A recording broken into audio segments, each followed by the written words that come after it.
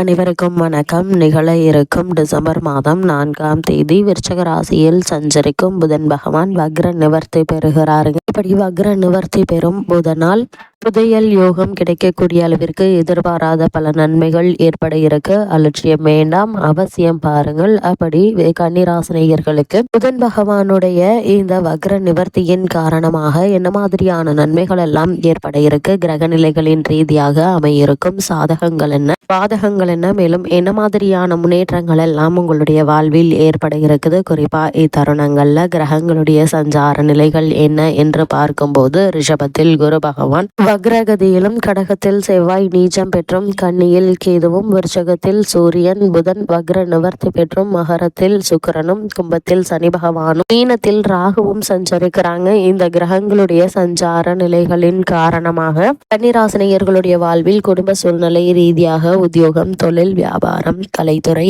அரசியல் துறை, மாணவ மாணவிகள், விவசாயத்துறையினர், பெண்மணிகள் என அனைவருக்குமே என்ன மாதிரியான நன்மைகள் எல்லாம் உங்களுடைய வாழ்வில் ஏற்பட இருக்கு என்பது குறித்தான முழுமையான பதிவு தான் இந்த வீடியோல நம்ம விரிவா பார்க்க போகிறோம். அந்த வகையில கன்னிராசினியர்களுக்கு புதன் வக்ர நிவர்த்தி பெற்று சஞ்சரிக்கக்கூடிய இக்காலகட்டங்கள்ல என்ன மாதிரியான நன்மைகள் எல்லாம் உங்களுடைய வாழ்வில் ஏற்பட இருக்கு என்று பார்க்கும்போது சூரியன், சுக்கிரன், சனி இவர்களெல்லாம் இந்த தருணங்கள்ல சுபபலம் பெற்று சாதகமாக இருக்கிறாங்க. சூரியன் உங்களுடைய ராசிக்கு 3ஆம் இடத்தில் நீச்சம் நீங்கி புதனோடு சேர்ந்திருப்பதால வியாபாரம், தொழில், வேலை எல்லாம் அனுகூலமாக நடைபெறக்கூடிய ஒரு தருணமா அமைஞ்சிருக்குதுங்க. இந்த தொழில் மற்றும் வியாபாரத்தில் எதிர்பாராத பல லாபமும் கிடைக்கக்கூடிய ஒரு தருணமா அமைஞ்சிருக்குது என்பதை கிரக நிலைகள் தெளிவுபடுத்துது. அரசாங்க அலுவலகங்கள் துரிதமாக முடியுங்க. இவ்வளவு நாட்களாக இழுபறியில் இருந்த அரசாங்க சம்பந்தமான வேலைகள் திரு முயற்சியிலேயே வெற்றி அடைய இருக்குதுங்க. முயற்சிகள் பலிக்குங்க. அதே போல் சொத்து சேர்க்கை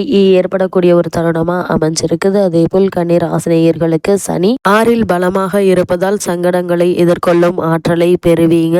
சனி பகவானுடைய இந்த பலத்தால் எதிர்பாராத பல முன்னேற்றங்கள் உங்களுடைய வாழ்வில் ஏற்பட இருக்கு. உங்களுக்கு இதுவரை இருந்த நெருக்கடிகள் தீர இருக்குதுங்க. புதிய வாய்ப்புகள் உண்டுங்க. அதே போல் புது வீடு கட்டி சிலர் குடி போகும் வாய்ப்பும் உண்டு என்பதை கிரக நிலைகள் தெல்ல தெளிவாக அறிவுறுத்துதுங்க. அதே போல உங்களுக்கு ஆத்ம பலம் அதிகரிக்கக்கூடிய ஒரு தருணமாகவும் இத்தருணம் அமைஞ்சிருக்குது என்பதை கிரகங்களுடைய சஞ்சார நிலைகள் மீண்டும் மீண்டும் உங்களுக்கு அறிவுறுத்தது. அதே போல் இக்காலகட்ட கிரக நிலைகளை ஆராய்ந்து பார்க்கும்போது உங்களுடைய ராசிநாதன் புதன் சகாயஸ்தானத்தில் சஞ்சரிக்கிறார். அவரோடு விரையாதிபதி சூரியனும் இணைந்து சஞ்சரிப்பதால் விரயங்கள் சற்று கூடுதலாக தாங்க இருக்கும். உடன்பிறப்புகளுக்காகவும் உடன் இருப்பவர்களுக்காகவும் விரயங்கள் செய்ய வேண்டிய ஒரு சூழ்நிலை இருக்குதுங்க. இது மாதிரியான விஷயங்கள்ல நீங்கள் கவனமாக இருப்பது மிக மிக நல்லதுங்க. அதே போல் கன்னிராசினியர்களை பொறுத்த வரைக்கும் உங்களுடைய ராசி ஜென்மத்தில் கேதுவும் 7ல் ராகுவும் இருப்பதால் ஏற்ற இறக்கமான சூழ்நிலை உண்டுங்க. வரவு வந்த மறுநிடமே செலவாகுங்க.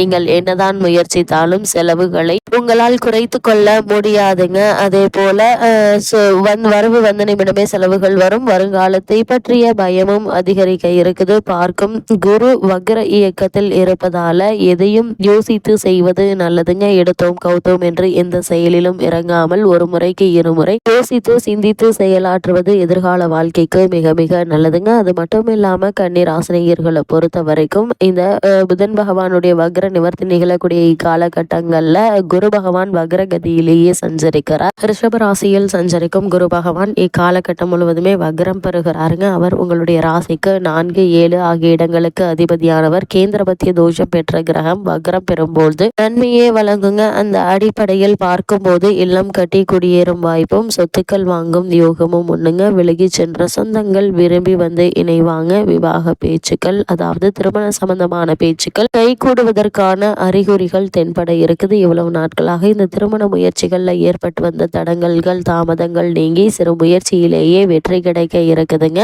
வெளிநாடு சென்று பணிபுரிய நினைத்தவர்களுக்கு வெளிநாட்டில் உள்ள நல்ல நிறுவனங்களில் பணிபுரிய அழைப்புகள் வரலாங்க. இப்படிப்பட்ட சந்தர்ப்ப சாதகங்களை பயன்படுத்தி முன்னேற்ற பாதையில் செல்வதற்கான முயற்சிகளை மேற்கொள்ளும் போது சிறு முயற்சியிலேயே உங்களுக்கு வெற்றி கிடைப்பதற்கான சாத்தியக்கூறுகள் அதிகம் உண்டு என்பதை கிரகங்களுடைய சஞ்சார நிலைகள் தெளிவாகவும் உறுதியாகவும் எடுத்து காட்டுதுங்க. அதே போல கன்னிராசினியர்களை பொறுத்த வரைக்கும் தற்போது சனி பகவானை செவ்வாய் பார்க்கிறாருங்க. கடகத்தில் சஞ்சரிக்கும் செவ்வாய் இந்த தருணங்கள்ல கும்பத்தில் உள்ள சனி பகவானை பார்க்கிறாரு. குறிப்பா உங்களுடைய ராசிக்கு 3, 8 ஆகிய இடங்களுக்கு அதிபதியானவர் செவ்வாய். முரண்பாடான கிரகங்களுடைய பார்வையால் நிறைய பிரச்சனைகளை நீங்கள் சந்திக்க வேண்டிய ஒரு நிலை இருக்குதுங்க. குறிப்பா நிலம் சம்பந்தமான வழக்குகள் கூட வரலாங்க. நீங்கள் வாங்கிய நிலத்தின் ஆவணங்களை சரிவர ஆராய்ந்து அதற்கு பிறகு கையெழுத்திடுவது நல்லதுங்க. நீண்ட நாட்களுக்கு முன்பு வந்த நோய் மீண்டும் தலை தூக்கி மனக்கவலை தரலாங்க. உத்தியோக மாற்றங்கள் திடீரென ஏற்பட்டு உள்ளத்தை வாட வைக்குங்க. பொது வாழ்வில் உள்ளவர்களுக்கு விருப்பம் இல்லாத பொறுப்புகள் கிடைக்குங்க. எதிலும் எச்சரிக்கை தேவைப்படக்கூடிய ஒரு நேரமா தான் இக்காலகட்டம் அமைஞ்சிருக்குது என்பது கிரகங்களுடைய சஞ்சார நிலைகள் தெளிவாகவும் உறுதியாகவும் எடுத்து காட்டுதுங்க. அது மட்டும் இல்லாம உங்களுடைய ராசிக்கு 11ஆம் இடமான லாபஸ்தானத்தில் செவ்வாய் நீச்சம் பெற்று சஞ்சரிக்கிறார். அதாவது உங்களுடைய ராசிக்கு 3, 8 ஆகிய இடங்களுக்கு அதிபதி என்பதால் உங்களுக்கு நன்மை செய்வாருங்க. என்ற மாதத்தில் ஏற்பட்ட இழப்புகளை ஈடு செய்ய புதிய வாய்ப்புகள் வந்து சேருங்க. பொருளாதார பிரச்சனை அகலுங்க. இதுவரை விலகி இருந்த உடன்பிறப்புகள் இப்பொழுது விரும்பி வந்து இணைந்து உங்களுடைய முன்னேற்றத்திற்கு வழிகாட்டுவாங்க. கடன் சுமை படிப்படியாக குறையுங்க. வீடு மாற்றம் கூட எளிதில் கிடைக்குங்க. பாக பிரிவினை சுமூகமாக முடியக்கூடிய ஒரு தருணமாக தான் இக்காலகட்டம் அமைஞ்சிருக்கு. அதே போல் வண்டி வாகனம் வாங்கும் யோகமும் உண்டுங்க. புகழ்பெற்ற ஆலயங்களுக்கு சென்று வழிபடும் வாய்ப்புகளும் கிடைக்கக்கூடிய ஒரு தருணமாக இக்காலகட்டம் அமைஞ்சிருக்குதுங்க. அதே போல் நீச்சம் பெற்ற செவ்வாய் வக்ரமும் பெறுகிறார். அதாவது கடகராசியில் சஞ்சரிக்கும் செவ்வாய் வக்ரம் பெறுகிறாருங்க. உங்களுடைய ராசிக்கு சகாயஸ்தான் அதிபதி வக்ரம் பெறுவதால நல்ல வாய்ப்புகள் பல கை நழுவி செல்லலாங்க. நாடு மாற்றம் வீடு மாற்றம் போன்றவை எண்ணத்தில் இருக்குமே தவிர எளிதில் கிடைக்காது.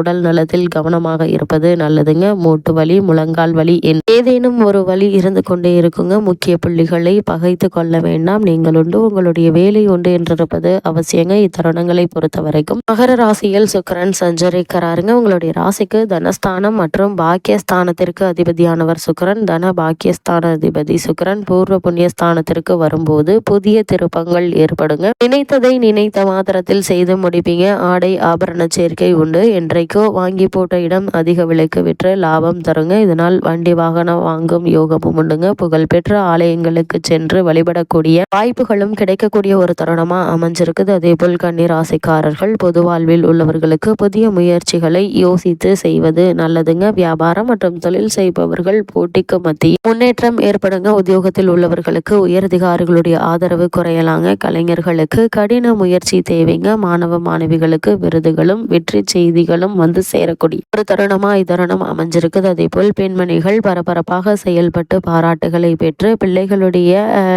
லட்சியங்களை நிறைவேற்றுவதற்கான முயற்சிகளை மேற்கொண்டு வெற்றி காண இருக்கீங்க. கன்னிராசினியர்களுக்கு கிரகநிலைகளின் ரீதியாக கூறப்படும் பரிகாரம் என்ன என்று பார்க்கும்போது இத்தருணங்கள்ல செவ்வாய்க்கிழமை தோறும் விரதம் இருந்து வராகி அம்மனை வழிபடுங்க. எண்ணற்ற நன்மைகள் உங்களுடைய வாழ்வில் ஏற்படும்.